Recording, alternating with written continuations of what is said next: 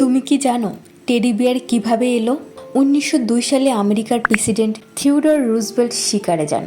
শিকারীরা একটা ছোট ভালুক ধরে নিয়ে তাকে মারতে বলেন, কিন্তু রুজভেল্ট বলেন না, তিনি অসহায় প্রাণীটিকে হত্যা করতে চান না।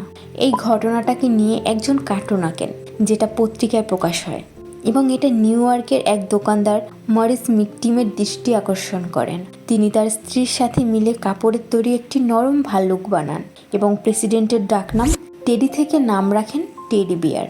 একই সময় জার্মানির স্টাইপ কোম্পানিও এটা দেখে বানাতে শুরু করে একই রকম ভাল্লুক। মাত্র 1 বছরের মধ্যেই টেডি বিয়ার আমেরিকায় হঠাৎ ট্রেন্ডে পরিণত হয়। দোকানে দোকানে স্টক শেষ হয়ে যেত, বাচ্চা থেকে বড় সবাই কিনতে শুরু করে। টেডি বিয়ার নামটাই একটা ব্র্যান্ড হয়ে গেল। স্টাইপ কোম্পানি 1 বছরে প্রায় 1 মিলিয়নের বেশি টেডি বিয়ার বিক্রি করে।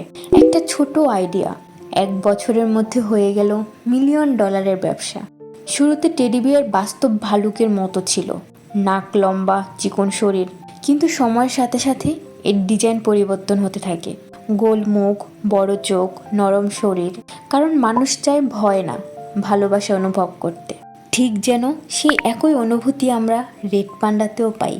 গোল মুখ, বড় চোখ, নরম লোম, আর সেই শান্ত স্বভাব যা আমাদের ভালো লাগার ইমোশনাল বন্ধন তৈরি করে।